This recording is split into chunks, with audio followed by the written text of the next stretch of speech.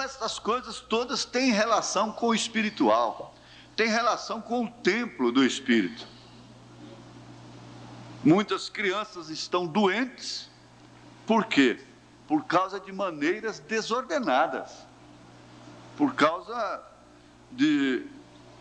dos pais não terem preocupação com isso. Depois só o governo que é o culpado de toda a crise, de toda a situação. Agora, a educação do berço começa até para ensinar a criança a pôr a mão na boca na hora de bocejar, não é? Aquela educação de pedir licença para os mais velhos antes de passar no meio deles e não ficar cortando a conversa do pai, da mãe. Eu marquei um gol ali, coisa e tal. O irmão Brana fala sobre isso. Eu estou citando coisas que vocês todos sabem, não é? Isso é a educação do berço. A pessoa está de trás da porta querendo ouvir o que o outro fala, que estão conversando lá dentro. É falta de educação de berço.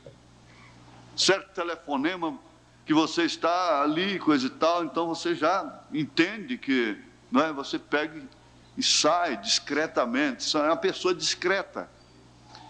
E às vezes dois estão conversando ali, você chega e às vezes precisa falar com a pessoa, então você dá um sinal se pode chegar, qualquer coisa. É aquela ética familiar, uma coisa que vem lá do berço. Vem lá do berço. Agora, na vida prática, existe uma coisa que influi muito, está influindo na própria vegetação, nos próprios animais irracionais. É a música, é o cântico. E o irmão Brana diz nessa mensagem das crianças, né? Aqui no parágrafo 6, parágrafo 5, ele diz: eu gosto de bons cantos. Eu gosto muito mesmo de bons cantos. Eu sempre tenho dito que quando eu chegar ao céu, quero ir onde estiverem cantando e ouvir. Eu nunca pude conseguir o bastante para me satisfazer com cantos. Uma pessoa com raiva não pode cantar, o sangue fervendo. E se ela parar e der uma freada assim e começar a cantar, você sabe o que vai acontecer? Ela vai sofrer um alívio. E quando Saul estava deprimido, oprimido mesmo, corria, mandava chamar Davi, Davi tocava a harpa, e ele se aliviava, aquele espírito saía. A música chama espíritos e a música expulsa espíritos, dependendo de qual música. Ele disse, sabe, o cantar dá coragem. Dá coragem até para atravessar um cemitério de noite. É? De todos os modos você está com medo, mas mesmo assoviando, enquanto você consegue assoviar, você tem vida. Enquanto você consegue assoviar, você não pode falar, você não pode chupar cana e assoviar ao mesmo tempo. Então você está ocupado com uma coisa. O cantar dá coragem. Você sabe disso, não sabe? Os soldados, quando estão indo à batalha, você sabe o que fazem? Eles cantam. Todo bom soldado não chora, também não devo chorar. Honrar as cores da pátria, minha farda também devo honrar. Acima de todas as coisas, o meu Brasil libertar. E você é esse soldado. Aleluia. Tocam música e cantam e coisas assim para dar-lhes coragem. E quando estamos indo à batalha, nós cantamos. Isso nos dá coragem para continuarmos. Eu lhes agradeço, companheirinhos, meninos, por esse belo presente. senhora Brana, de Rebeca, José e Sara, e todos nós lhes agradecemos muito. É muito difícil. Esse fica sobre cântico. O parágrafo 68, eu estou falando da liderança segunda, não é? Vou trabalhar só com ela. Então, eu só falo o parágrafo. E olhe para estas meninas aqui com essa bela voz. Você viu aquela menininha que cantou ontem aqui, sobre Jeffersonville? Ela tem 2 anos de idade. 2 aninhos. E olhe para estas meninas aqui com essa bela voz, há pouco cantando. Essa criança teve que cultivar essa voz, e ela seria uma cantora de ópera ou alguma cantora. Eu ouço as vozes desses menininhos, esses meninos. Vocês poderiam ser como um Elvis Presley, vendendo sua primogenitura. Está vendo? Vocês não querem isso, não é, meninos? Não. Vocês vão dedicar suas vozes somente para Deus. Vocês podem cantar sobre uma florzinha, vocês podem cantar sobre um bichinho, vocês podem cantar sobre as estrelas, sobre o sol, sobre a lua, mas vocês nunca vão aderir a esse espírito do rock and roll, da lombada, do espírito do carnaval, dessas coisas aí, não é?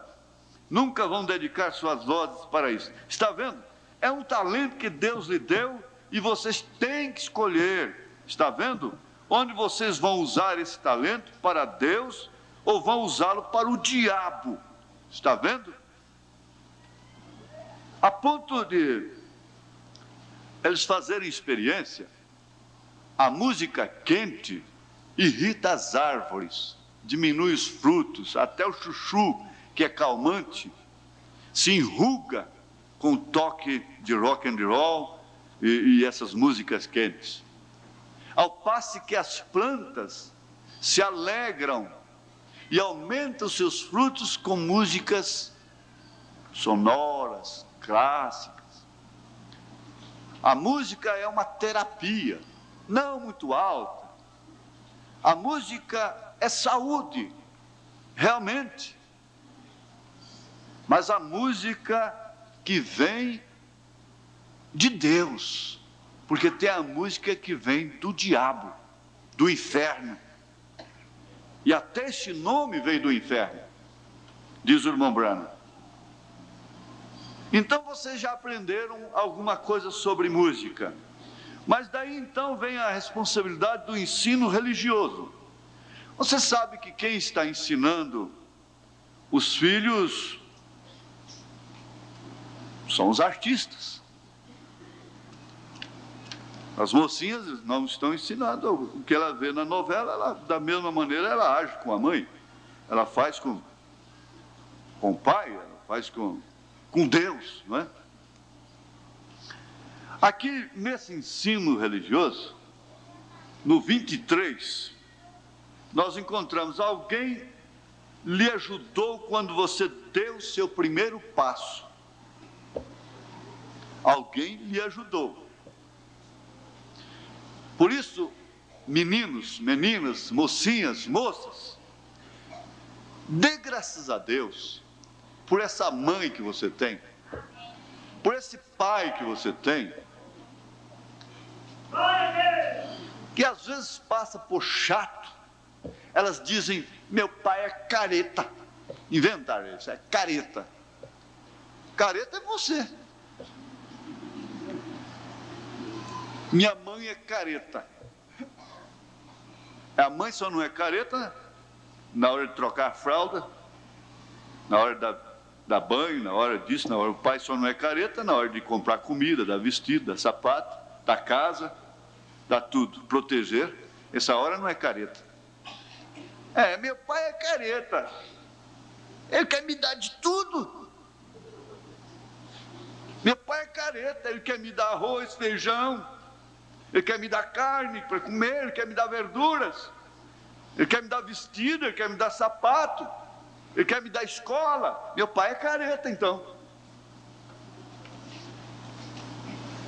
Agora, alguém lhe ajudou quando você deu o seu primeiro passo.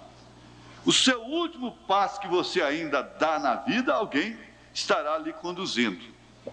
Não para brincar, mas aí eu lembro do irmão Geraldinho. Tem um irmão aqui que é muito grande, ele disse, bom, aqui ele tem que ser levado de 3 vezes.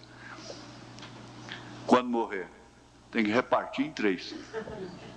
É. Mas na verdade é isso. Você gosta. Ele gostou porque ele sabe quem é, né? É. Está vendo? É isso mesmo. Quero que você se lembre disso. O seu primeiro passo, alguém lhe conduziu. E o seu último passo, alguém estará lhe conduzindo também. Se você teve o primeiro, você vai ter o último. Você tem que se lembrar sempre disto. Eu dei o primeiro passo, mas vou ter que dar o último também. Aqui no 32. No 32. Onde é que está? E então outro professor, este jovem teve, que depende de como você é criado. Mas este jovem teve um ensino religioso em sua casa. Você sabe que o pai de família escolhia o professor, o mestre para o seu filho. Hoje, infelizmente, você não tem essa condição de escolher. Você não tem amparo nem mesmo pela lei. Se o seu filho estudar em casa, ele nunca terá um diploma. E não tendo um diploma, ele não consegue nada na vida, mesmo sendo um doutor, mesmo sendo um autodidata, um conhecedor profundo.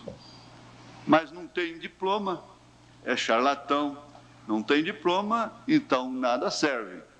E você então depende dos ensinamentos de outros.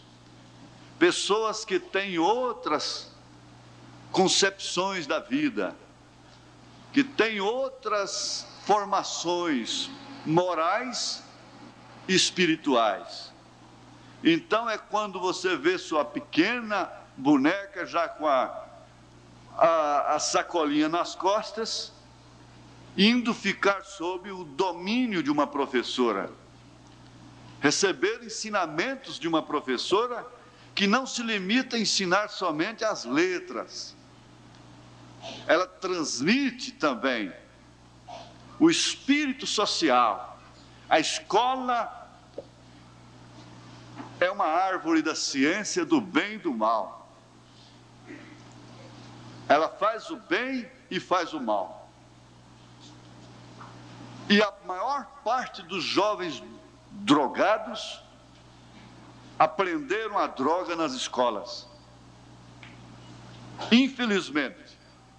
Então é preciso que esse menino vá entrando neste mundo de águas sujas, sabendo nadar. Daniel foi para Babilônia com 12 anos de idade. E lá ele não foi corrompido. Na verdade, tem que haver uma encomendação. E aquele pai, então, escolhia o mestre para seu filho, que você não pode fazer isso. Agora, algumas crianças não sabiam que há muitas criancinhas que não têm nada de ensino religioso em casa, que não têm um culto doméstico com elas, que não têm uma leitura da Bíblia, que não têm uma escolinha das crianças, que não tem uma coisa ensinando nada ao contrário do que o mundo ensina. Você sabia disto? E por isso você é, sem dúvida, uma criança privilegiada, porque você tem uma mãe. Você tem uma mãe que nas horas vagas, ao invés de estar sabendo de vida de pastores, de diáconos, de maridos de outras mulheres, que ao invés de estar mexericando no telefone, 1 hora, 2, enquanto a filha está lá no vizinho, em outros lugares, essa mãe, nas horas vagas, está ensinando o caminho do Senhor a seus filhos. Nas horas vagas, ela tem uma escolinha, Você tem os pais que sabem como brincar, como te levar a um parque, como te mostrar um filme. Você tem os pais que fazem isto. Você deveria confiar nos seus pais, porque seus pais, na verdade, são humanos, eles erram. E você vai ver coisas erradas dentro de casa, mas muito mais você vai ver lá fora. E aqui dentro você vê o que é certo, você vê o caminho da bênção. O pai e mãe dessas crianças infelizes, não creem em Deus. E o pai e a mãe deles bebem, o pai e a mãe deles fumam, o pai e a mãe deles brigam e abandonam um ao outro de noite, e deixam esses filhos para cima e para baixo, e coisas assim, e não preparam o jantar do menino e menina deles, e coisas assim. Você não está contente por ter um pai e uma mãe cristãos realmente bons? Por que você vai admitir que seu pai é careta? Você não está contente por ter diáconos que ajudam na sua conduta? Você não está contente por ter uma escolinha que mostra conhecimentos bíblicos? E ao contrário do que você vê lá fora? Você não está contente por ter um pai e uma mãe cristãos realmente bons? Agora, quando você tiver filhos, já está falando com vocês, você não quer ser o mesmo tipo de pai e mãe como foi seu pai e mãe é, ou como seu pai e mãe é. Eu estou lendo como está escrito. Você não quer ser, você não tem que ser uma mãe selvagem porque sua mãe foi uma mãe selvagem. Você não tem que ser isso. Está vendo? Agora, mas tudo isso é bom. Vejamos aqui o 51. 51. Toda escola é cansativa, não é? A religião não produz a vida eterna. Bom, meu pai e minha mãe têm religião, eu tenho religião. Formalidade, sensação, você sente alguma coisa. Você poderia levar um susto e sentir alguma coisa também. E aí, aquele susto também foi o Espírito Santo? Está vendo? Chorar, isso é bom. Gritar, isso é bom. Mas isso ainda não é ela. Está vendo? Você está confrontado com a vida eterna. E você não pode ser feliz, você não pode ter segurança, sem pensar logo cedo na sua vida eterna.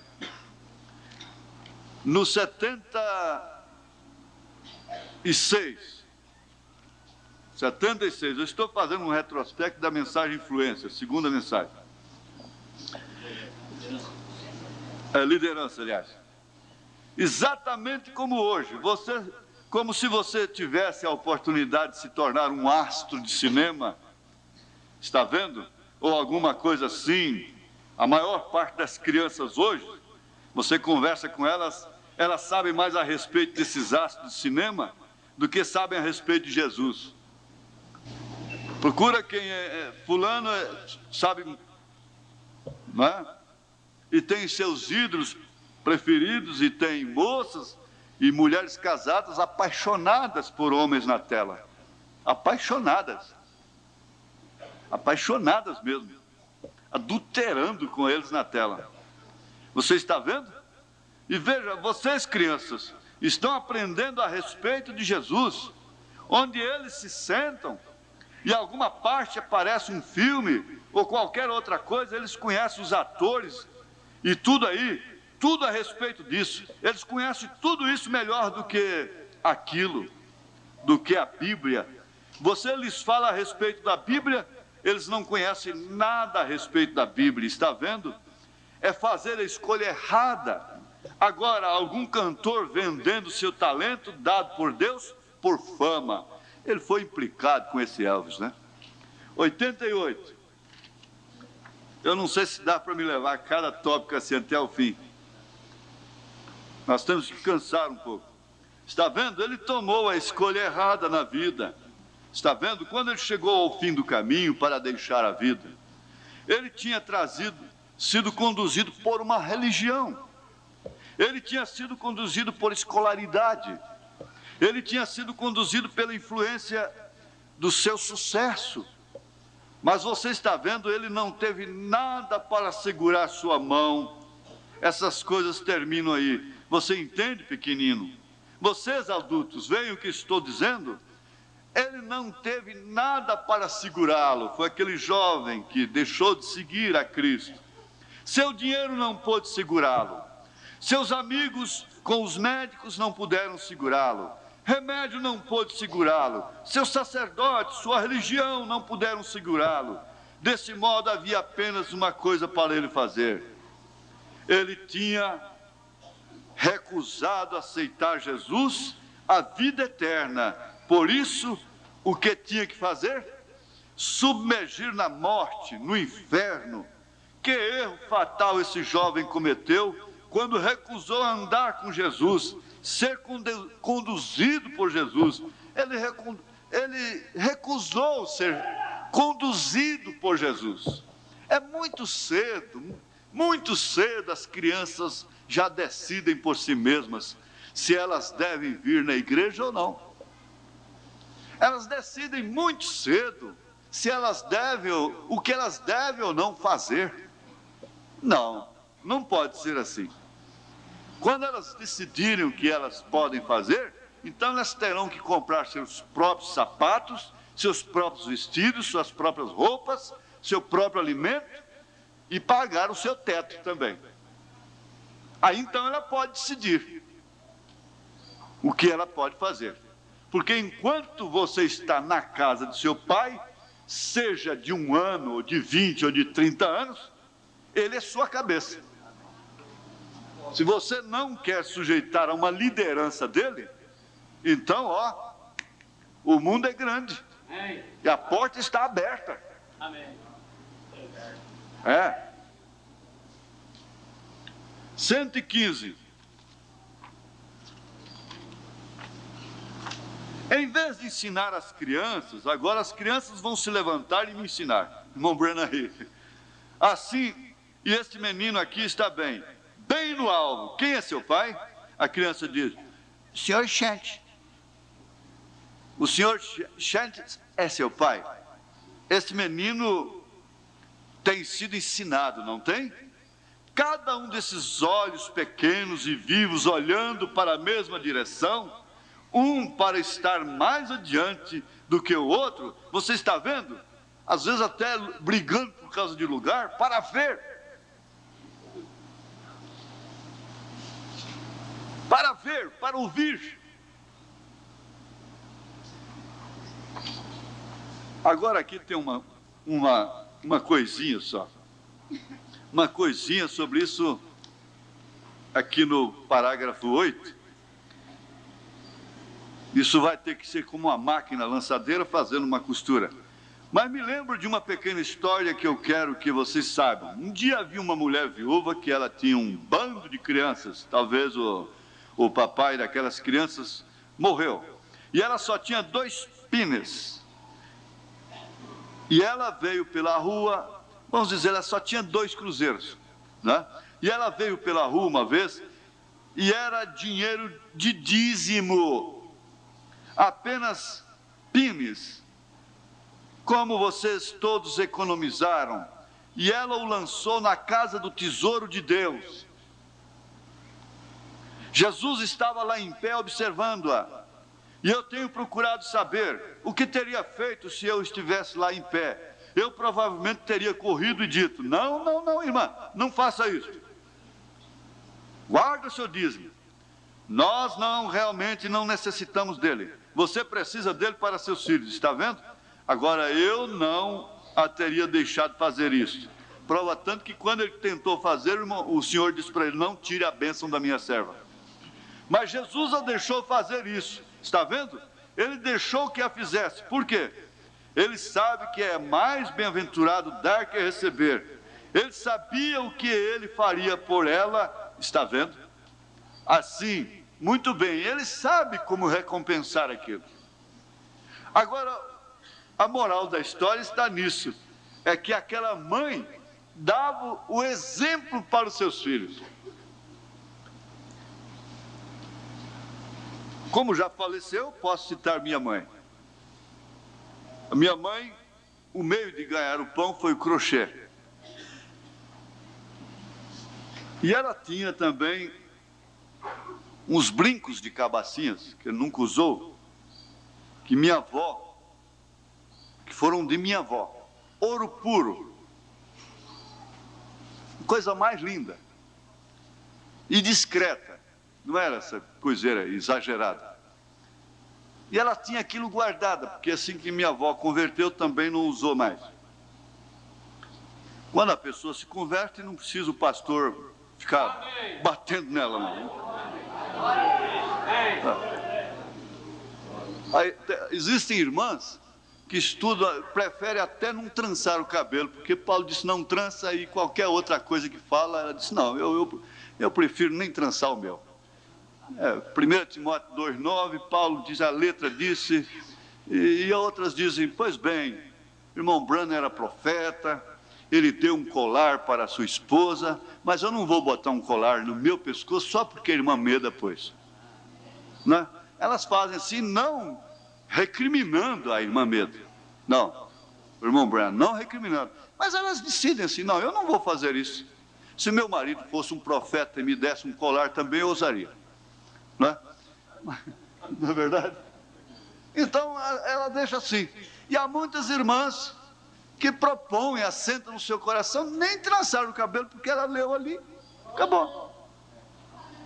Não precisa pastor, nem precisa. Mas quando ela se converteu, ela não usou mais os brincos, minha avó. E passou aquilo, jogar fora não podia. Deu para minha mãe. E depois, já passado o tempo, minha mãe vendeu aqueles brincos para uma pessoa lá em Brasília. E fez o seu último jogo de crochê. Vendeu também a prestação, ela não recebeu tudo. Mas quando ela recebia a primeira prestação, ela tirava o dízimo de tudo. Ela não deixava esperar cada parcela e tirar o dízimo de cada parcela. Da primeira prestação, ela já tirava de tudo. E aquela mulher nunca pagou ela, o restante. Mas o dízimo foi tudo. Amém. O crochê também nunca foi pago, mas o dízimo dele foi todo. Quer dizer, aquilo fica... E a família que não ajudava, ela sendo viúva, às vezes atacava de uma maneira terrível, porque quando o missionário chegava lá, de tempo em tempo, para dar assistência, ela entregava os dízimos.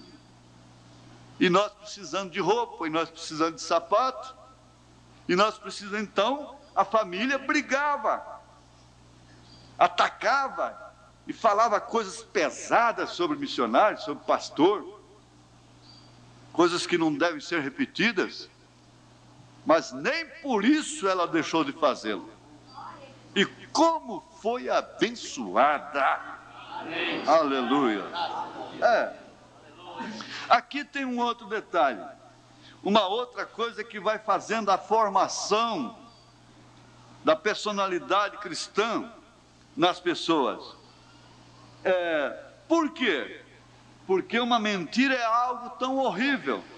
O corpo não foi... 44. O corpo não foi feito para mentir. O corpo não foi feito para mentir. Por isso que nos Estados Unidos existe um detectador de mentira. Porque quando a pessoa está falando mentira, o organismo sofre uma reação e aquele aparelho acusa aquela reação. É quase como um urim tumim.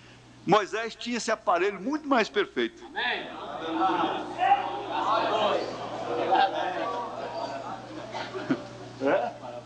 44.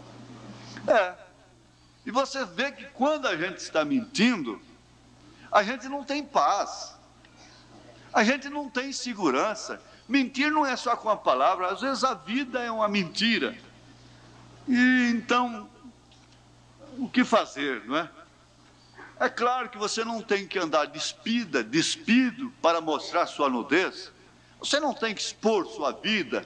Todo mundo sabe que nós estamos numa dimensão humana e ninguém pode pensar nada bom de um homem. Ninguém pode pensar que eu sou o único seixo da praia, do mar. E quando você pensa muito de um homem, Deus faz com que aquele homem erre para você tirar a atenção dele. E daí você vai para o mundo, vai para o inferno, ou então vai para Jesus. Uma das duas acontece. Então, aí vai formando o corpo. O corpo não foi feito para mentir. E é tão horrível que até transtornar todo esse sistema nervoso quando você mente. Ufa! Por isso você mantém um pecado. Aquela mulher mantinha um adultério na vida dela, escondido há 20 anos, e ela vivia de médico em médico. Quando ela foi no irmão Branham, que era o Urim Tumim, então, enxergando, quer dizer, ela não foi fazer confissão para o irmão Branham. Ela foi buscar uma libertação, e ela não sabia que aquela era a causa, porque ela já tinha se arrependido diante de Deus. O irmão Branham disse para ela: vem cá. Depois dela insistir, eu te vejo assim, assim, assim, há 20 anos atrás, com um homem num carro, assim, assim, assim, que não é teu marido. Resultado, o marido dela também tinha o mesmo problema. Ele disse: vai, busca teu marido, porque ele também deu até as características da mulher e coisa e tal. E ela disse: não, meu marido não vai, chama. E daí a pouco chegaram os dois lá. Quer dizer, quando ela sanou o problema, acabou os psiquiatras, acabou o psicotrópico, acabou tudo. Porque a mentira que existia na vida dela, ela tinha uma mentira para com o marido dela, que a mataria de todas as formas. Por isso é esse sistema nervoso super abalado, essa coisa toda, esse sistema, não é? Transtorno, diz o profeta, como esse lhe dá úlceras no estômago, provoca úlceras, crescimento de fungos,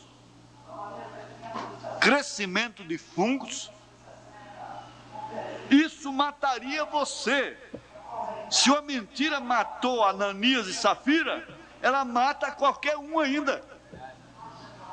E então uma mentira é algo ruim, menino, porque está vendo? Você não deve mentir, roubar, fazer nenhuma destas coisas. Se algo aconteceu com você que manchou seu corpo, e você casa com aquele homem, e não fala para ele, daí 20 anos você chega nele e diz: querido, eu fiz aquilo outro. O profeta diz: ele tem direito de te repudiar e casar-se com outra. Então, nessa estruturação, nessa formação do caráter, nós encontramos esses detalhes fundamentais. Então, às vezes você quer dar caráter para o filho com o chicote, e o pastor quer também espancar a igreja. Mas não é assim. Tem a maneira de transmitir uma coisa para outra pessoa sem bater nela. Por que quando você vai entregar um prato de comida para o seu filho, você não bate nele? Se você vai entregar um presente para a pessoa, você bate nela? Agora eu pergunto: qual é o prato de comida mais gostoso? Qual é o presente mais maravilhoso do que uma mensagem? Não precisa de você bater. Não precisa você fazer dela um chicote. Não precisa você espancar. Não precisa. A maneira de entregar a coisa é interessante, é importante. E isto, sem dúvida alguma, trabalha fortemente na estruturação, como alimento, trabalha na estruturação da criança. E logo surge a influência. Parágrafo 53. 53. Esse jovem ele foi ensinado na religião do dia, mas ainda não tinha vida eterna, por isso ele queria saber o que fazer. Ele tinha sido orientado propriamente a isso, mas quando foi confrontado com ela, ele recusou ser guiado à vida eterna ou ser conduzido. Seus outros líderes tinham tido uma tal influência sobre ele, que ele não queria soltá-la, está vendo? Então você vê, o pai de família tem seus filhos pelos quais ele dá a vida, a mãe dá a vida, trabalha, levanta, deita à tarde, trabalha por eles. E, no entanto, quem exerce influência sobre a titia pervertida, é a mesma vovó pervertida, porque tem poucas vós que são como Lloyd. Lloyd ou Eunice? Eu inverto às vezes. Lloyd mesmo. São poucas vós que são como Lloyd. Eu lembro minha avó, que tem a Bíblia velha dela, às vezes ficava enfumaçado de ler. E cantar esse hino que a irmã cantou aí ontem, congregacional, lá, a irmã Gonçalves, né? Eu sei desde criança. E minha avó cantava, como é que é? Não, é esse do pastor. Do pastor. Pastor. Quero o Salvador comigo. Não, quero o Salvador comigo, face a face hei de vê-lo, e todos estes aí. Mas a influência que ela causava era muito grande. Se estivesse no jeito aqui, eu ia mostrar minha avó para vocês. Agora, na foto. Eu ia mostrar, se estivesse ali no jeito, né? Na máquina. Mas é isso aí. A influência sobre ele é que vai. Mas logo você vê que seus filhinhos já estão posando na casa dos coleguinhas, dos primos. E você sabe o que se pode apanhar numa noite? Você sabe o que se pode acontecer numa noite? Logo aquela mocinha já está posando na casa dos outros. E a influência na escola, e a influência nos brinquedos, a influência de todo jeito, não tem nem jeito de falar, não é? Mas vejamos 58. O seu sacerdote, seu líder, ou assim por diante, pode lhe ensinar sua religião. Você pode aprender a mensagem que estamos procurando ensinar, mas isso ainda não lhe dará a vida eterna. Você tem que aceitar a pessoa, Jesus Cristo. Você entende isso, todos vocês?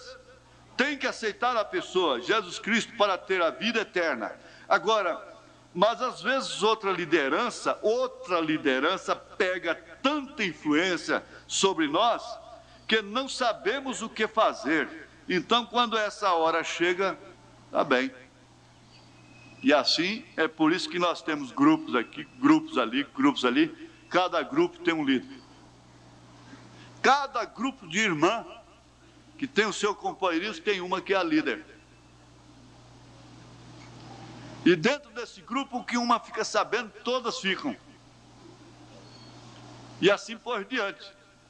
O irmão Branham disse que aquela ursa comeu aqueles meninos que zombaram de Eliseu por causa do comentário que ele ouvia em casa dos pais acerca do profeta de Deus. Ensinou seus filhos a desrespeitarem o ungido do Senhor. Então você encontra vida de pastor, de diácono, de irmãs, de irmãos, na boca de crianças. Por quê? Por que acontece isso? É o 58. Nós estamos lendo, não é? Agora, às vezes outra liderança pega tanta influência que você pega os seus hábitos, você pega as suas maneiras, até seus gostos. Sobre nós, que não sabemos, então, como fazer depois. É aquela influência. No 88,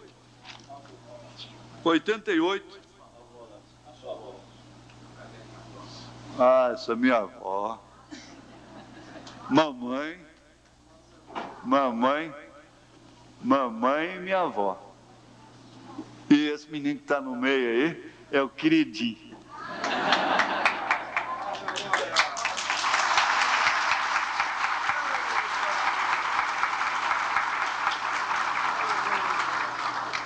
Você não passa meu avô, não, que ele era feio demais.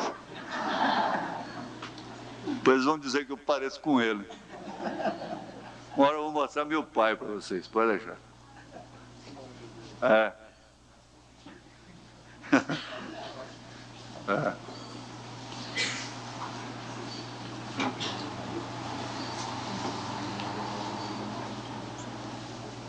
88.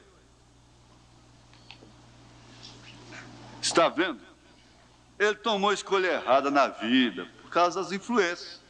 Está vendo? Quando chegou ao fim do caminho para deixar a vida, ele tinha sido conduzido por religião, ele tinha sido conduzido por escolaridade, ele tinha sido conduzido pela influência do seu sucesso.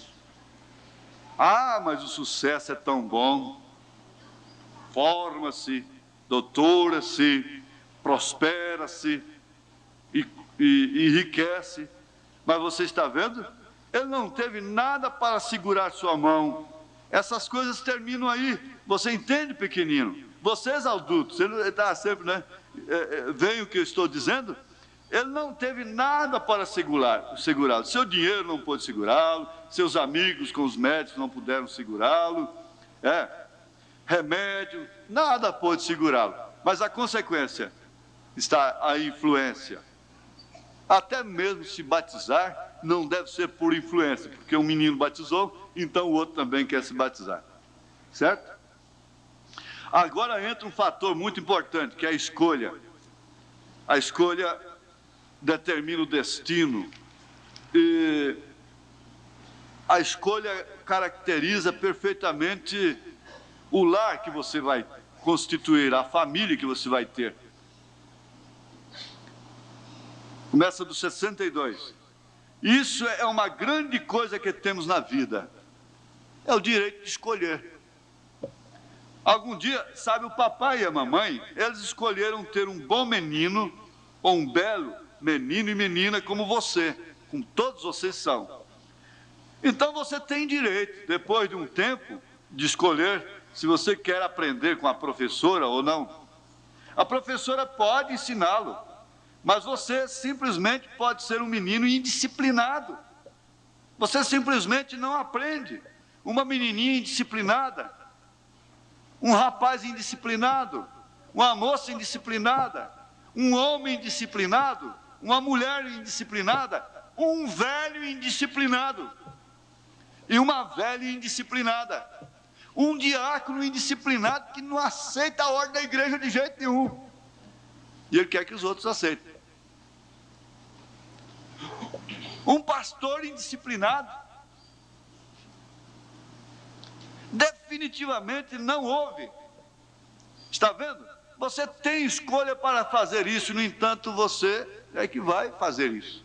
Você não pode culpar ninguém. No 66 diz, depois de um tempo, você escolherá com qual moça você vai se casar, com qual rapaz você vai se casar. Quem escolhe é a moça, quem escolhe é o rapaz. O pai e a mãe não podem fazer nada mais do que dar conselho. Somente isso, 1, 2, 3 vezes o máximo. E acabou, depois faça o casamento. Deixa a menina escolher, ela já tem idade? Tudo bem. Não está fedendo a ovo ainda? Deixa.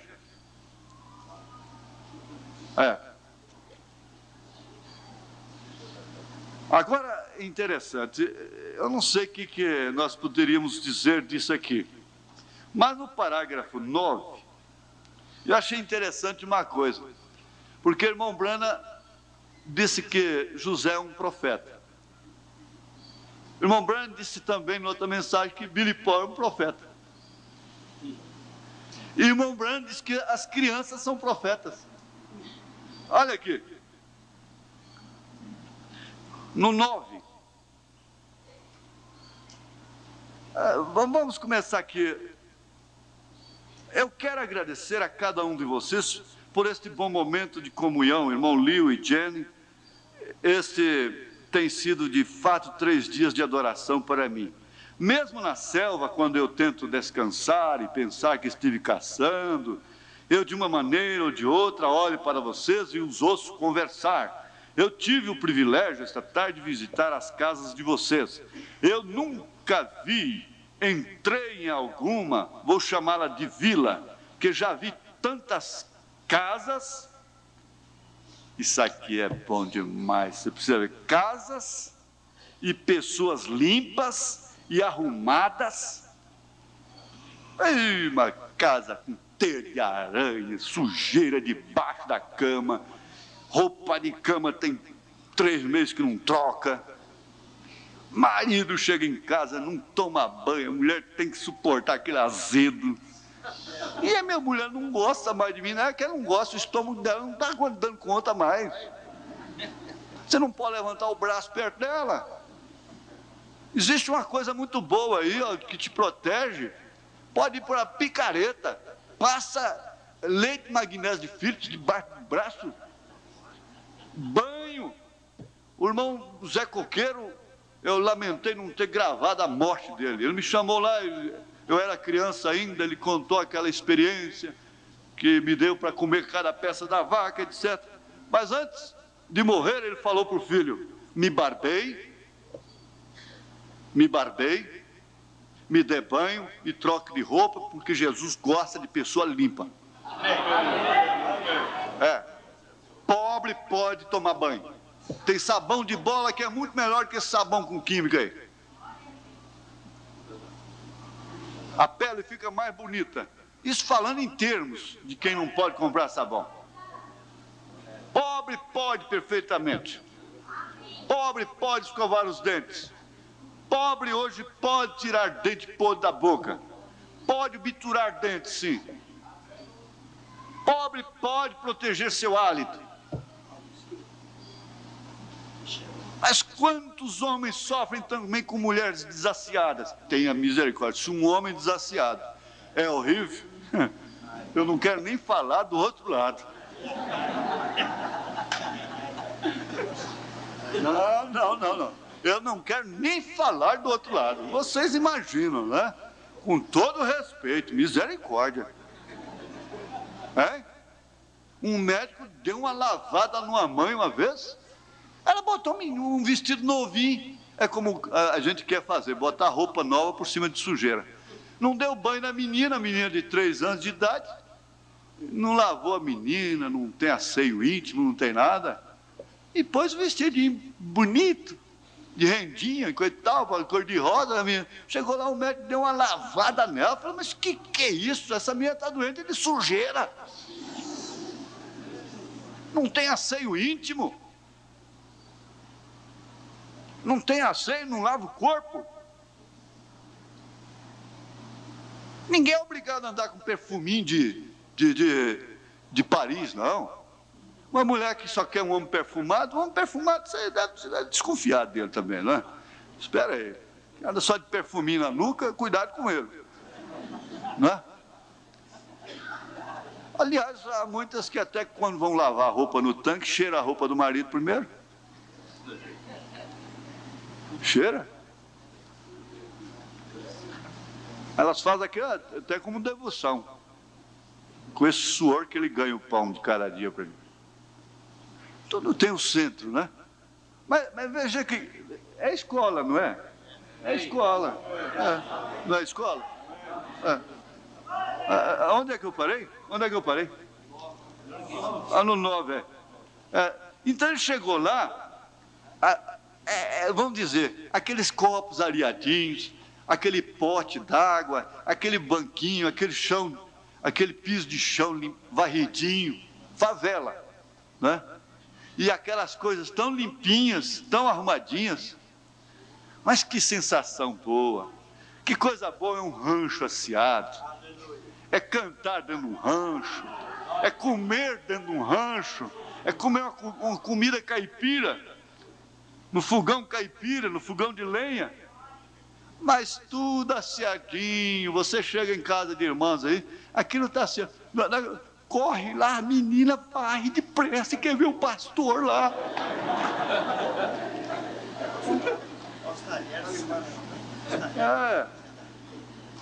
Corre, vai vestir roupa. Porque tem a promiscuidade familiar, às vezes as moças ficam quase, né, dentro de casa, né? Irmão vendo, parente vendo, pai vendo, e as outras, umas às outras, vendo umas às outras. Chama-se promiscuidade familiar.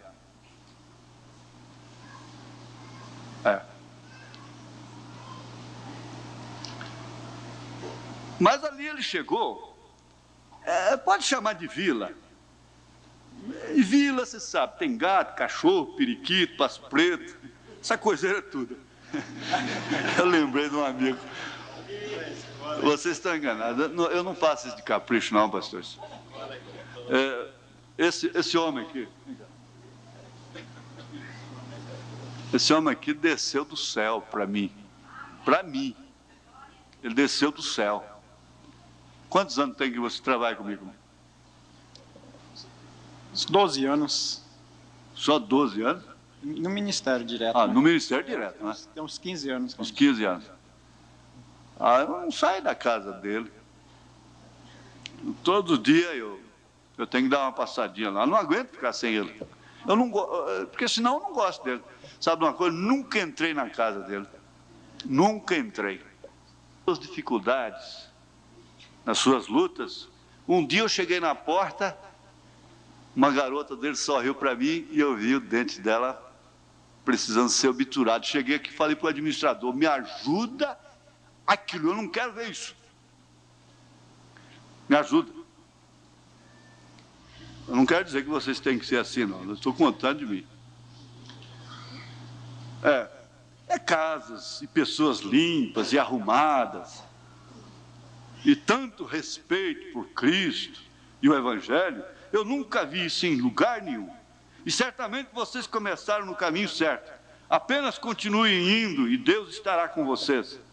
Você sabe que é aquela coiseirada, aquelas que põe em janela, em porta, aquelas folhagens secas, aquelas coisas, tudo é para trazer mofo, alergia, doenças.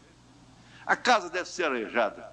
Um cientista diz, onde o sol entra, a doença, o doutor não entra. A claridade expele vários fungos que estão aí no ar.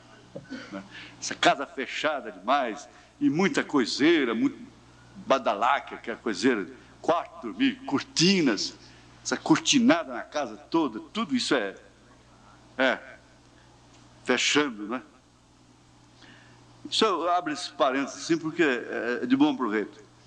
E certamente vocês começaram no caminho certo. Apenas continuem indo e Deus estará com vocês.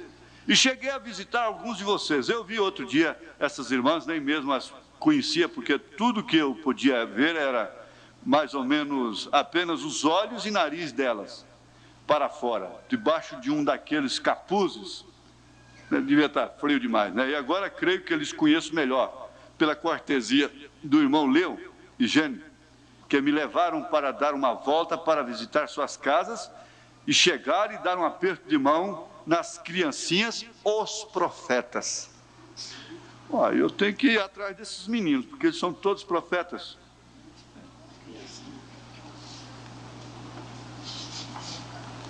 São todos profetas. Os profetas. E não ficou só nisso, não. Virou para as meninas e disse, e profetizas da geração por vir, se houver uma geração por vir. Irmãos, vocês querem assim, não querem? Tá bem. Então vamos adiante. Um pouquinho mais para as mães ainda. Sabe, Jesus ama criancinhas, é o parágrafo 10. Você sabe, ele ama. E havia um menininho, uma vez chamado Moisés, vamos falar dele em apenas um pouquinho. E ele era um bom, você sabe o que o tornou, o ajudou a torná-lo um menino bom? Ele teve uma boa mãe para criá-lo. Diz que tem mãe que não merece nem ser chamada de mãe. Mãe tem um sentido. E chegaram a dizer: escutai, escutai esse pensamento profundo. A mão que embala o berço é a mão que rege o mundo. Por isso que a mulher sábia edifica sua casa. Ele teve uma boa mãe para criá-lo. Está vendo? Foi isso. Ela o ensinou a respeito do Senhor. E vocês pequenos, meninos e meninas, têm o mesmo tipo de mãe para criá-los. Ensiná-los a respeito do Senhor. Simplesmente obedeçam-lhes. Não é só o pai que pode. Quando a mulher tem espírito pregadora, ela não conforma, às vezes não ensina os filhos, ela quer ensinar os homens, outras pessoas lá fora. Na casa dela mesmo, ela nem faz o culto doméstico. Mas quando ela recua de tudo, ela diz: não, isso é para o homem. Não. Cabe a ela ensinar os seus filhos o caminho do Senhor. Aqui no 96,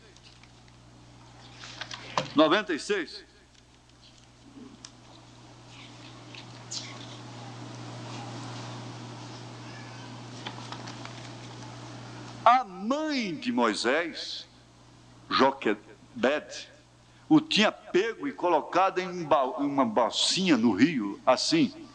E os velhos crocodilos tinham comido todos os bebezinhos. Os crocodilos da televisão, os crocodilos de todo lugar. E os estavam matando, atirando-os no rio. Mas ela o colocou bem ali. É circunstancial, tem que botar esse menino na escola, como é que vai fazer? Tem que jogá-lo no rio. Ele tem que ir, ela tem que ir. Mas vai protegida, vai protegido.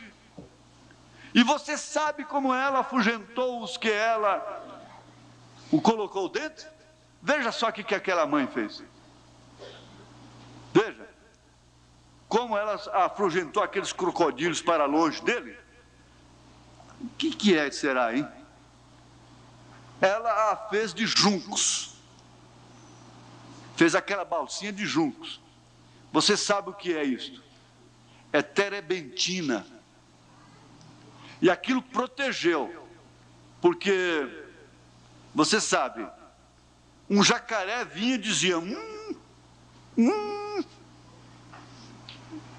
um hebreu gordinho mesmo, esse está diferente, vou pegá-lo. Esse é meu, esse é um dos meus baixinhos. Aquela jacaré, aquela crocodilha, né? Loira. Esse é um dos meus baixinhos.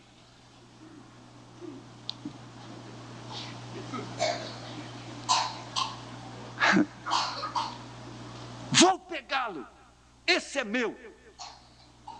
Ouvi-lo chorando assim, foi para lá. Ui, que cheiro! Está vendo? Está vendo? A mãe foi dirigida em como proteger seu bebê. Botou um cheiro lá que o crocodilo não suporta. Desse modo, ele se afastou dele e não quis nada a ver com isso. Foi a mãe que botou o cheiro. O bezerro tem o cheiro da mãe, de madrugada, 100 vacas paridas, né? O bezerro de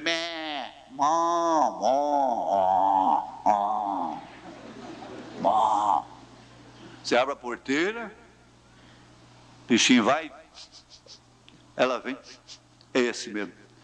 Se errou, não é a mãe dele.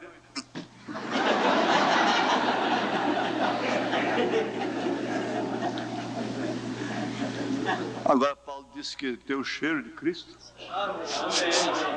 Ele te cheirou, pronto. E tem uma coisa, o diabo não gosta de cheiro. Ele se sente mal. Ele gosta desses defumadores por aí. Vamos ficar só nisso. O primeiro passo e o último nós já falamos, eu vou... Não, vai ser preciso. Vamos voltar aqui no 22.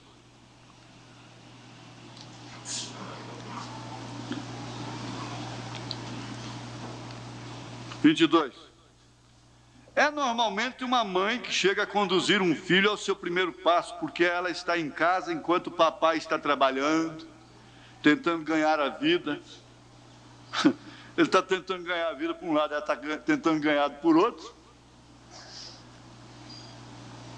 Então, vamos trocar aqui, irmão Breno.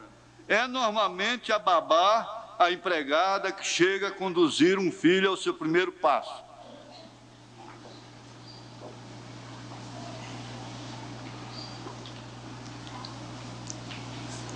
Porque ela está em casa enquanto o papai e a mamãe estão na rua trabalhando, não é?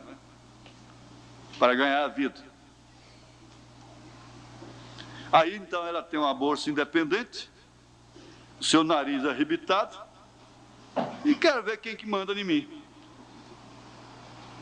Está bem, olha, a melhor coisa que faz é uma mulher ser independente hoje, porque você não sabe do futuro, como é que vai terminar. Então, a coisa melhor que tem é você fazer sua própria bolsa. Essa é a prudência natural. Mas eles dão o seu primeiro passo. É à noite, quando chega o papai, e à noite, quando chega o papai, ele sempre está dizendo, ó papai, ela disse, João e Maria, o menino ou menininha pode andar, venha ver. E apenas um passo, pode ser que a mãe teve que segurar nos dedos da mãe, porque você estava meio fraco e meio virado de lado, você sabe, caiu um pouco, de modo que você tinha que segurar na mão da mamãe para dar seu primeiro passo.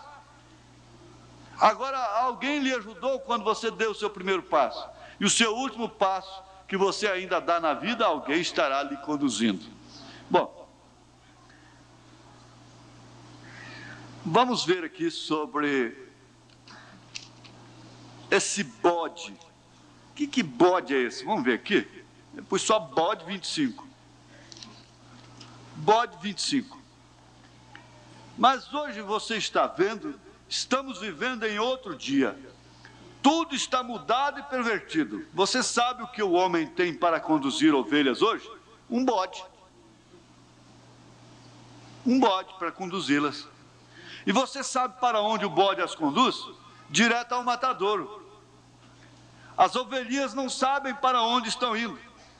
De modo que o bode vai um aprisco para o matadouro e as ovelhas não sabem o que fazer a não ser seguir um líder. Assim ele as conduz direto a esse matadouro. Então o bode pula para fora da trilha e a ovelha entra e é morta. Está vendo? O bode, um líder errado. Isso na adolescência é quase que impossível de não acontecer. Esses rapazinhos passam a sofrer essa liderança, essas mocinhas, e caminham assim de uma maneira que você vê que elas estão caminhando para o buraco, e você não tem como fazer. E desde que você deu uma criação como essa mãe, você não pode fazer outra coisa senão fazer o que o irmão Brana fez com Rebeca, encomendá-lo. Fazer o quê? Agora veja aqui, vem a liderança de sua família. É uma coisa muito importante. A liderança é um dom. A liderança é um dom. Tem gente que tem o dom, quem tem o dom não usa força, usa o dom. Quem tem o dom não usa a violência, usa o dom, porque tem a ferramenta. Pensou um pedreiro deixar a colher ali, a colher de pedreiro, ali de lado, e começar a pegar a massa, o barro com a mão, e põe lá e põe o tijolo. E depois vai rebocar com a mão. Mas tem ou não tem a ferramenta? Tem ou não tem? Esse dom deve ser natural. Agora, o irmão Branham, em poucas palavras, eu devo fazer isso. O irmão Branham disse que ao escolher aquela novilha, aquele vaqueiro velho, pegava aquela que olhava assim por cima de tudo, aquela esperta, né? Ele botava de lado. A mais esperta, e tudo ela estava olhando, tudo ela via, tudo ela, aquela novilha curiosa. Ele dizia assim, põe essa de lado. O irmão Branham disse, mas o que é isso? Por quê? Tão bonita? Não, isso aí nunca será uma boa mãe. Nunca. Agora aquela ali sim. Ela tem um olhar brando, ela é quieta, ela tem... Veja só o porte dela e veja o porte daquela outra. Se essa será uma boa mãe. É. Mas aí que está. Primeiro é o 27, né? Primeiro é o benefício da mãe, então a palavra do pai. Depois que a mãe dá a você o seu primeiro passo, então você olha para o seu papai, todos nós, para acharmos sabedoria, porque ele é o cabeça da casa. Eu não vou comentar, porque senão o tempo vai longe demais. E ele normalmente, não que ele seja mais inteligente, mas ele apenas é feito líder da sua família, de modo que seguimos o que o nosso pai diz para fazermos. Quando ele disse, agora filho, eu gostaria que você fizesse certa e certa coisa. Então nós o ouvimos, porque é sabedoria. Se a gente não fizer, vai tomar na cabeça. Quer dizer, quando esse moço se casa, diz o homem, a Bíblia, deixa o homem, seu pai e sua mãe, vai ter sua casa agora. Já pensou, um homem casado ser mandado pelo pai? O papai, eu posso fazer isso, papai, eu posso fazer aquilo. O papai, eu posso fazer compra, papai, eu posso comprar papel higiênico, papai, eu posso... Aquele menino que nunca tinha na cidade, foi com o pai, chegou lá, ele entrou na venda, aí o pai comprou umas balinhas para ele. Ele não sabia o que fazer com aquilo, aí o pai ensinou ele a tirar, desenrola isso aí, põe na boca. Aí ele começou a chupar a balinha, daí a pouco ele... Pai, pode jogar papelzinho fora? Aí o pai chegou lá na frente, um carrinho de picolé. Ele tacou na boca, de uma vez queimou a boca com gelo, está estranho. Foi chupando. Pai, pode jogar o pauzinho fora? Aí o pai pegou ele, tudo bem. O pai também não era lá, era grosso, que era só ele. Falou assim, vamos levar um saco de picolé para casa, para fazer. Até o menino ia na garupa com um saco, capanga de picolé. Cheio de picolé, o picolé foi derretendo, acabou tudo. Chegou lá só os pauzinhos. Mas coitado do menino, apanhou com o homem de bem. Quer dizer, que você vinha na garupa chupando os picolé, né? E nem jogou os pauzinhos fora, né? Quer dizer, você já pensou um homem casado ficar desse jeito? Tem coisa difícil, que às vezes, pai, né? O senhor é mais experiente, tal, o que o senhor acha disso? Tudo bem, tá bem, né? Mas, papai, pode jogar o papelzinho fora? A mulher vai falar, que é isso? Uai, que coisa é essa? Agora, filho, eu gostaria que você fizesse certa coisa. Então nós o ouvimos porque é sabedoria, é um pai sem tonteria, é um pai sem caprichos, sem coisas assim, sem bobageira.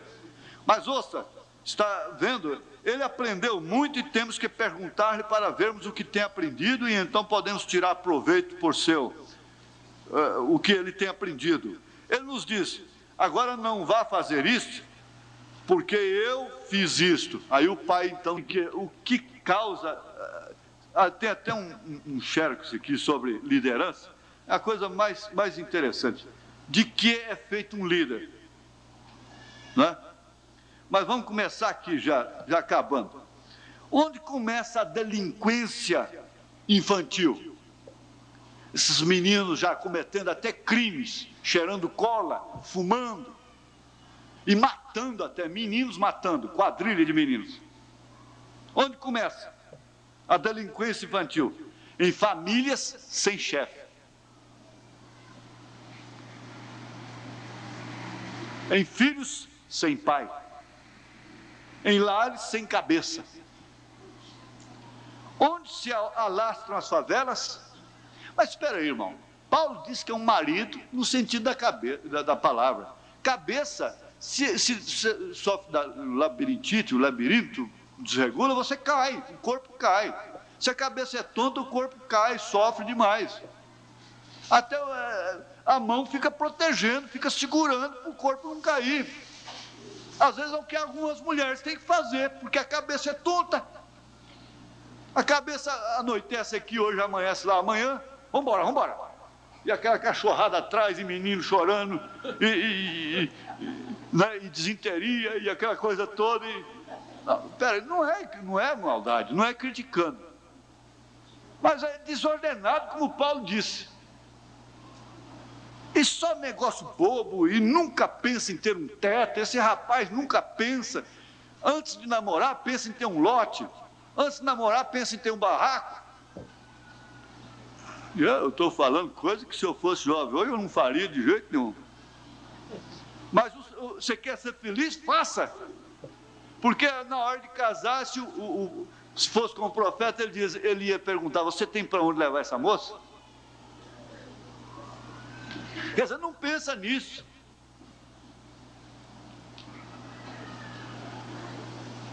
Você começa tendo força, liderança, já por isso, tendo para onde levar essa moça.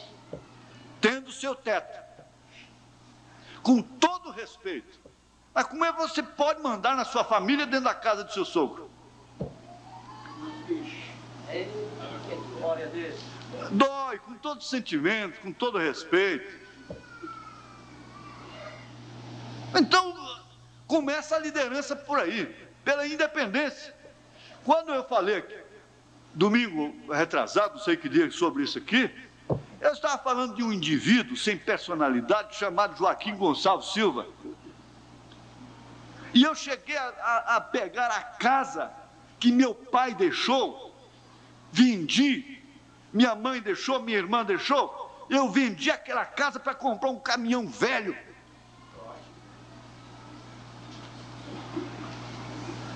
Essa casa hoje está ali a 300 metros da estação rodoviária. Esse caminhão velho virou nada. Porque se você... feliz foi Adão que não teve sogra nem caminhão. Chega a dizer.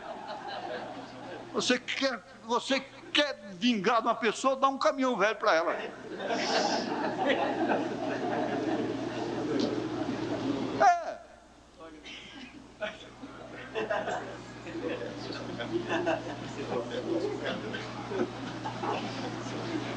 Esse aqui sabe que é caminhão também. Mas aí está. Em família sem chefe. Onde se alastram as favelas? Em cidades sem líderes, sem prefeitos, que são líderes. Quais os exércitos que recuam? Os partidos políticos que falham? Os que são mal comandados? Esses é que falham, os exércitos que falham, os partidos políticos que falham, são os que são mal comandados. Contrariamente à velha ideia de que líderes nascem, não se fazem, a arte de liderar pode ser ensinada e pode ser dominada. Quais são as qualidades que estamos tentando produzir? Vou enumerar as características que me parecem fundamentais. Primeiro, confiança. mesmo que a família não esteja entendendo aquele passo na hora, ela vai criar confiança ao ver o resultado depois. A irmã Meda não estava confiando, porque o amor da mãe, a Rebeca estava na porta lá dizendo: eu vou tocar rock. O irmão Branda passou a mão no cinto, e o Espírito Santo disse: não faça isto. E ele disse: vamos encomendar a alma dela, porque ela está morrendo. E a irmã Meda: não, entrega. Mas Meda, vem gente de milhares de milhas, viajam dirigindo para pegar uma palavra minha. Agora você aqui dentro de casa não pode confiar. Mas é o tal negócio. Você sempre falhou. Você nunca viu ninguém sofrer consequências porque te desobedeceu. Mas com o profeta era diferente. Ele era cabeça, na verdade. Ele era marido, no sentido da palavra. Não é o machão, não é o brabão, não. A confiança, até que ele conseguiu. Logo a irmã Meda viu o resultado de crer naquele homem. Quando ela cedeu, ela foi e disse: vai, querida, quando você voltar, o almoço está pronto. O irmão Branda disse: ela nunca foi. Vai e deixa ir. Quebra a cabeça. Muitas vezes a pessoa não vem falar com você porque sabe, elas querem falar em coisas mínimas com você, mas nas decisivas, necessárias mesmo, ela foge de você, porque ela já sabe o que você vai falar. Eu ia na mamãe para perguntar para ela se eu podia fazer coisas que eu sabia que ela ia deixar, porque eram coisas boas. Mas quando eu queria fazer uma errada, eu não ia nela, não. Por quê? Confiança. Se o líder não acreditar em si mesmo, ninguém mais acreditará. Mas a confiança deve ser adquirida. Em todas as fases deve haver uma firme estruturação de segurança, uma convicção de competência baseada na preparação e na progressiva acumulação de experiência e perícia. Dentro do seu campo, dentro do seu mundo, você sabe como fazer. Você aprendeu a plantar horta. Você sabe plantar horta. Você aperfeiçoa a sua mão de obra. A pessoa compra um material de construção caro e você não estraga ele no serviço, não. Você procura sempre aperfeiçoar a sua mão de obra. Você está sempre relacionando com meios que te aperfeiçoam a sua profissão. E o maior mal desse país é porque as pessoas não interessam em aperfeiçoamento da mão de obra. Um pedreiro é um doutor no assunto. Ele deve aperfeiçoar. E isso forma uma liderança no seu campo. Aí aquela família espera outros, você terminar o serviço de outro, não, eu quero, é o fulano, ou o irmão fulano, seja quem for. Eu espero. É como um bom médico, você espera na fila, marca para daí 1 mês, 2 meses, 3 meses. Então isso forma uma liderança dentro do seu campo.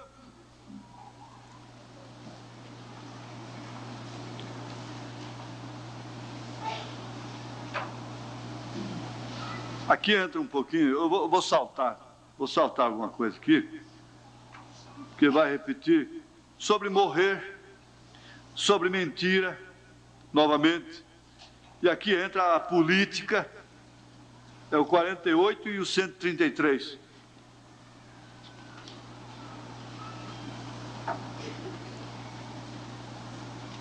Está vendo? Agora está bem ter dinheiro. Está vendo? Está bem ter dinheiro, ser rico. E ser um governante está bem. Mas é dessa maneira que você age depois que você se torna isso. Está vendo? depois que você enriquece, que você enche os celeiros, e que Jesus pede para você, você então dói o coração e volta atrás. Se quer seguir a Jesus, mas desde que suas influências permaneçam. Quantos membros querem liderar os pastores? Porque eles têm mais meios? Eles querem liderar?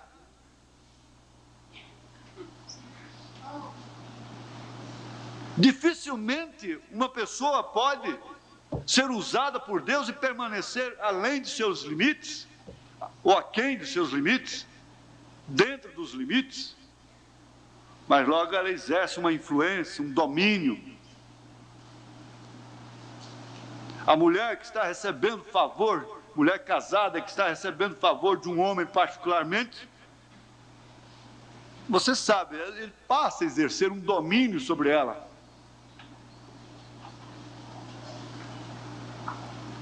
E assim também é a igreja. A igreja não pode dizer obrigado a ninguém.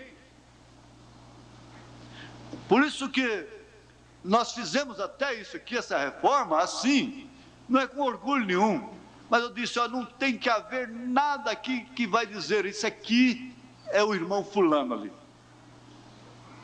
Nós não vamos deixar assim.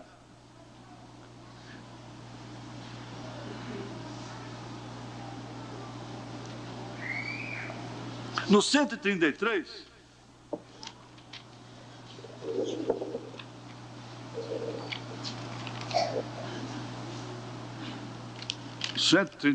ele sabe de uma coisa?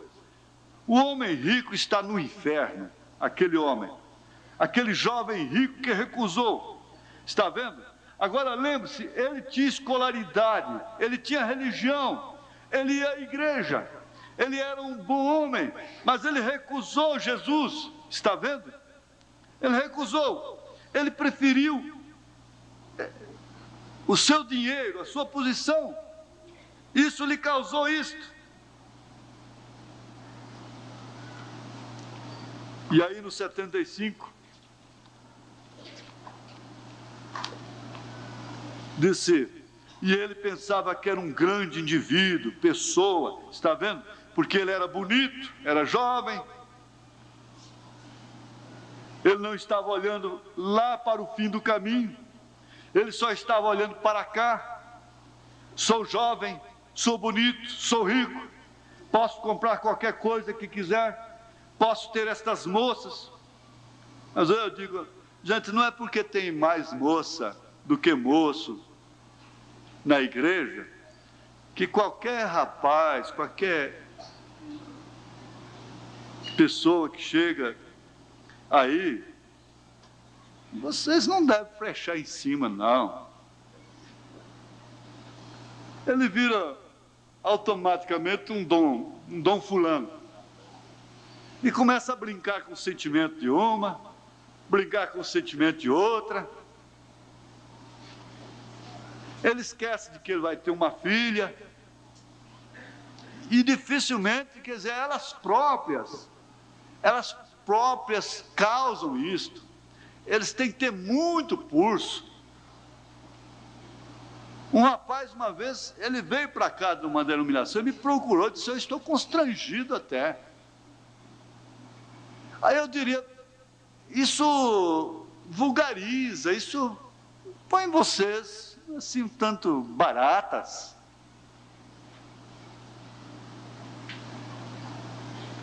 Você pode estar no curral lavando louças, que o seu noivo vai lá.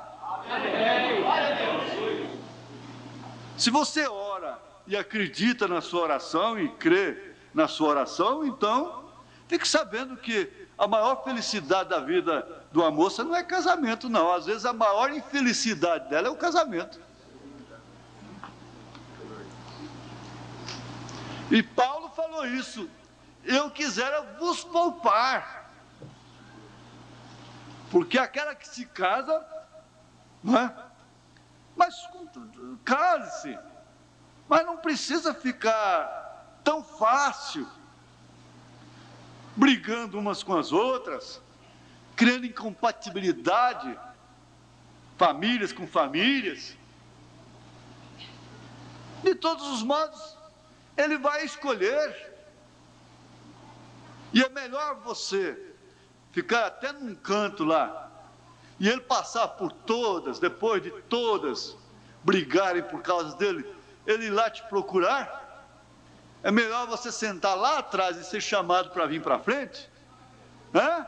Do que vir para frente e ser chamado para ir para trás. Não é muito melhor?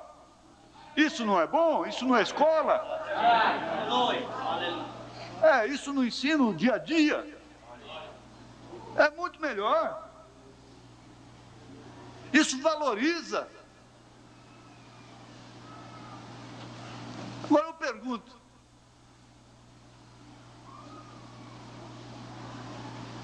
aquela moça, aquela prima órfã que estava lavando louças, ela pelo menos imaginava naquilo? Ela nem pensava naquilo. Ela não estava na competição. E as que estavam mesmo na competição ficaram chupando o dedo. E a que estava quietinha lá foi a escolhida. E aí? Você está com inveja? Quem está com inveja baba.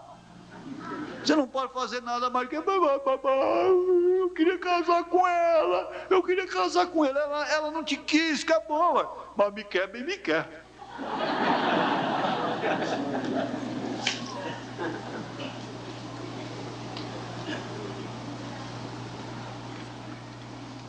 Irmão Brando disse que se um rapaz ama uma moça e ela não quer casar com ele, ele deve dizer, eu a amo tanto que eu quero a felicidade dela. Que ela seja feliz. Eu nunca tentaria atravessar o seu caminho. Em outras palavras, foi o que ele disse. Justamente mostrando esse amor. Mas aí, ele pensava que era um grande indivíduo. Então chegava, ele só estava olhando para cá, eu sou jovem, sou bonito, posso comprar qualquer coisa que quiser, posso ter moças brigando por causa de mim, né? E olha, todas elas gostam de mim. Eu chego aqui para cantar e elas ficam tudo...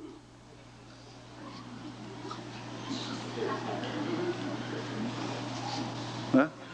E a outra insiste de cá, insiste de lá. E tem mão de moça que fede chulé. Porque se o moço tiver chulé, que ela não larga do pé dele.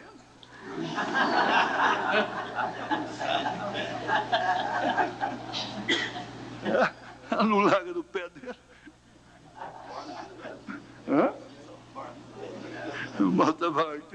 Ele vou só usar lisonforme.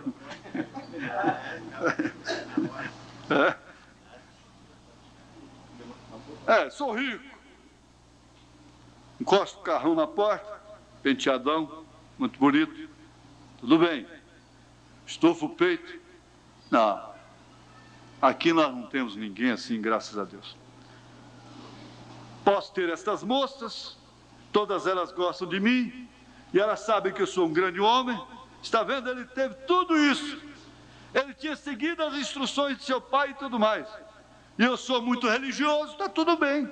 Vou à igreja. Eu creio no profeta.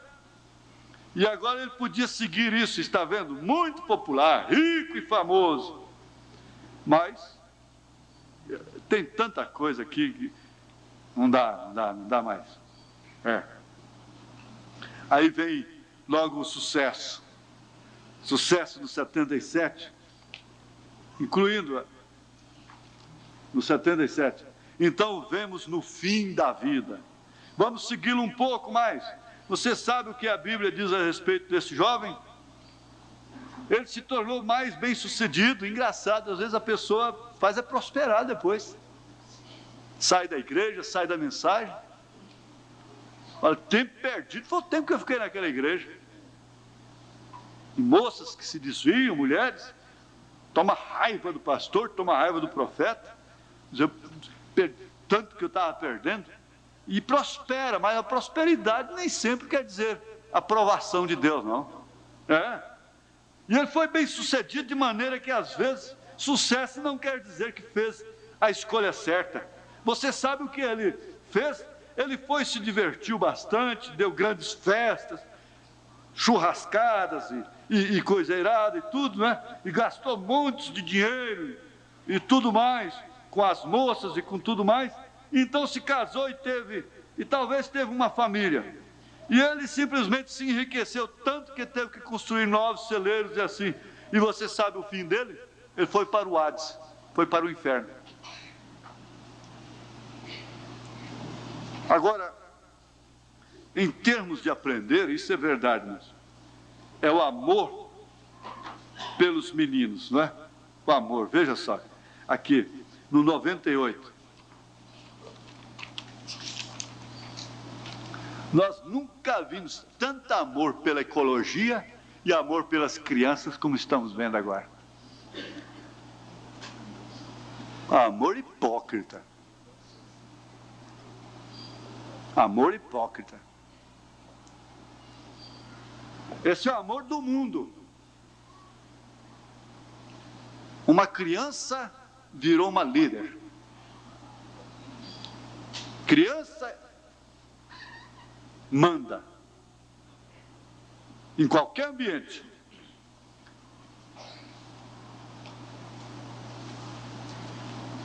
Então a filha de Faraó apareceu e foi pegá-lo. Você sabe, ela puxou para fora, você sabe tudo. Sabe, a sua mãe acha que você é a criança mais bonita do mundo. Está vendo? Ela deve fazer isso. Mas a Bíblia disse que esse menininho era realmente bonito, realmente um belo menino. E ele estava gritando e batendo mesmo seus pequenos calcanhares. Ele estava sentindo falta de sua mamãe, está vendo? Então você sabe, o que aconteceu? Logo aparece uma mãe. Então Deus colocou na filha de Faraó, a filha do rei, todo amor que uma mãe pudesse ter por um bebê. O seu coração simplesmente abriu para ele. Ela disse: esse bebê é meu. Mas quem é que está amando a criança hoje? As mocinhas líderes que surgem em torno das crianças, engambelando e fazendo coisas que precisam ser feitas. E aquele amor, e beijinho para lá, e beijinho para cá. E aí nós vamos ter uma escola de criança, uma professora começa a dar beijinho também. E beijinho, beijinho, meus baixinhos, né? E tal. Essa coisa toda. Mas aquele amor que Deus põe no coração daquela moça foi posto por Deus. Veja, aí abre um campo muito grande para ver como Deus pode prover nas circunstâncias, quando as coisas fogem do seu alcance, quando as coisas fogem do seu poder, de suas mãos. Deus pode perfeitamente abrir um meio, criar um meio para salvar, para preservar, para ajudar. Mas você entende quando aquele meio é de Deus. Você compreende porque você tem o Espírito, você é sincero, você é sincera, e você está, de fato, nas mãos de Deus. Então Deus providencia os seus meios. Ele providenciou duas mulheres, que não sabemos onde elas estão, para salvarem a vida do profeta desta era. Ele providenciou porque ele estava atirado, e elas salvaram a vida dele. Ele providenciou um vizinho para salvar a vida do profeta. Ele estava congelado, sua mãe congelada, e eles não podiam mais sobreviverem. E o homem viu que não tinha fumaça na chaminé. E a neve era demais, o gelo era demais. Então Deus pôs no coração dele: vai lá ver o que acontece, o que está acontecendo. Chegou lá, ele arrombou a porta e ela estava deitada com ele já. E ele arrumou lenhas e acendeu fogo e alimentou-os. Esse homem foi provido por Deus. Então, para resumir, há meios que surgem na nossa vida que são portas abertas por Deus. Mas há portas que são do inferno. E as portas do inferno não prevalecerão contra ela. Mas por quê? Por causa da revelação. Da revelação que você tem. É difícil dispensar um anjo coroado, mas tendo a revelação, dispensa.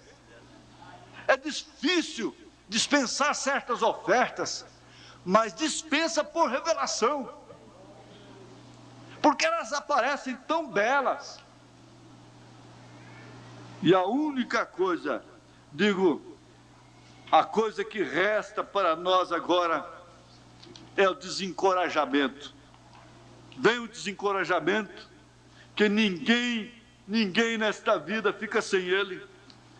E aqui no final ele diz, no parágrafo 147, em algum instante Satanás pode vir e fazer que fiquem desencorajados. Mas lembra-te, tu passaste pelo mesmo, desencorajado, abandonado pelo homem desta terra. Ele estava orando.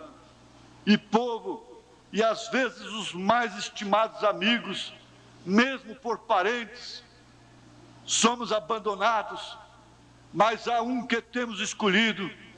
Ele nunca nos deixará. Ele nos deu uma promessa. Se ele cumpriu a promessa para com os do passado, ele cumpre a promessa para com os do presente. Ele cumpriu a promessa com aqueles do Velho Testamento. E nós ouvimos isto: o diabo matou a Jesus Cristo. O diabo matou o Senhor Jesus. Mas há um grande trunfo nisso, que enquanto Jesus, o seu corpo estava morto, o Espírito estava com o Senhor, e sua alma foi lá destrancar as portas. Amém. O diabo aqui, ocupado, fazendo as festas aqui, porque tinha matado a Jesus Cristo, e não sabendo ele, como diz, vocês estão presos aí, não sabendo ele que o mesmo Jesus estava lá, com as chaves do inferno, destrancando as portas do inferno. E Abraão viu, Jó viu, Isaac viu, todos eleitos viram. Naturalmente, quando ele apareceu do outro lado das grades, todos eles se levantaram.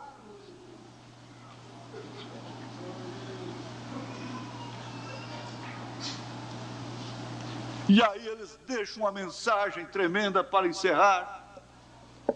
Deixam uma mensagem para cada mãe, para cada pai, para cada filho, para cada ministro, cada pastor, cada homem que esteja desencorajado nesta hora.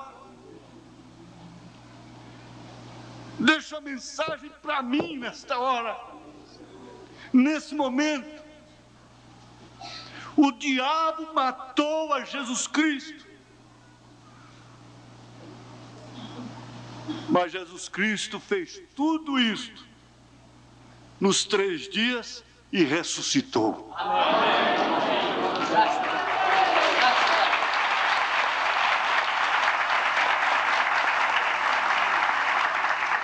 Agora chegará o dia que Jesus vai matar o diabo. Amém.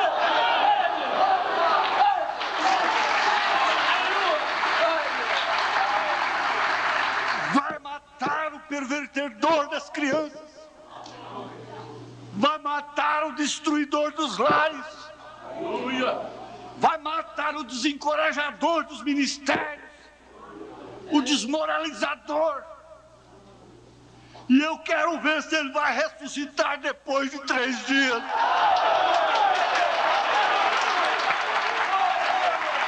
Nunca mais! Nunca mais! Ele será lançado no lago de fogo e exterminado para a eternidade. Ele te mata, mas você ressuscita. Jesus mata o diabo nunca mais ressuscitará. Quando ele matou o diabo, quando o diabo matou Jesus Cristo, houve uma mulher que saiu gritando no 3º dia: ele vive, ele vive, e porque ele vive, posso crer no amanhã.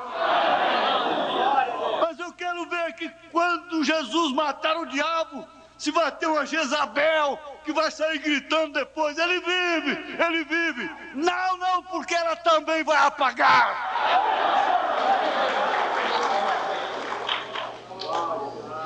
Esse é o fim da história. Esse é o encerramento do assunto. De tarde vem a sobremesa. Aleluia. Glória a Deus. Amém? Leva isto. Está certo. Nasce a criança, cresce a criança, diabo perverte, diabo faz tudo isso, macula, faz tudo. Jesus salva, limpa, purifica, salva Maria Madalena. Ela grita: ele vive, ele vive, ele vive. Mas chegará o dia, diabo, Satanás, que você será aniquilado. Aniquilado, e você não vai ressuscitar, não.